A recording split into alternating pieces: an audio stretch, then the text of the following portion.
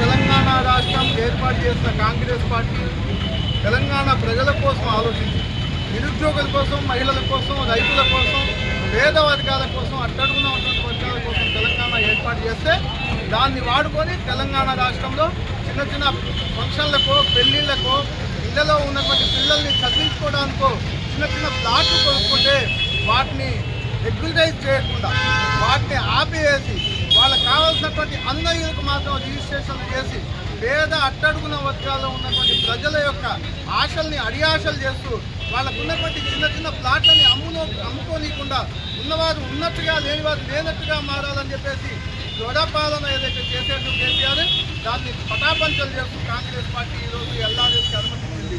LRS ద్వారా కొద్దిగా గొప్ప అమౌంట్ చెల్లించి దాన్ని రెగ్యులరైజ్ చేపించుకొని అవసరాలకు వాడుకునేటట్టుగా అమ్ముకునే అవకాశం కల్పించింది కాంగ్రెస్ పార్టీ. అలాంటి అవకాశం బీఆర్ఎస్ పార్టీ ఎందుకు కల్పించలేదని చెప్పేసి అడుగుతా ఉన్నాయి. ఈ సందర్భంగా ఏదైతే ప్లాట్లను ఆ రోజు ఆపి ప్లాట్లు రిజిస్ట్రేషన్ కాకుండా పేద వర్గాల ప్లాట్లు మాత్రమే రిజిస్ట్రేషన్లు కాకుండా ఆపినటువంటి ప్రభుత్వం ఈ రోజు పెద్ద నంగనాచి మాటలు చెప్తున్నాం. కేటీఆర్, హరీష్ రావు, బీఆర్ఎస్ పార్టీ నామరూపాలు లేకుండా పోయే రోజు వచ్చింది. మీరు బయట రావడానికి, మిమ్మల్ని మీరు ప్రజల ముందుకు చెప్పుకోవడానికి కాంగ్రెస్ మీద అవాకులు పేల్తే మాత్రం సహించేది లేదు. ఈ సందర్భంగా చెప్తా ఉన్నాం. ఏదైతే ఎల్ఆర్ఎస్ ఎందుకు పెట్టారని చెప్పేసి అడుగుతా ఉన్నారు. ఎల్ఆర్ఎస్ పెట్టింది మీరు, ప్లాట్లు రిజిస్ట్రేషన్ కాకుండా చేసింది మీరు.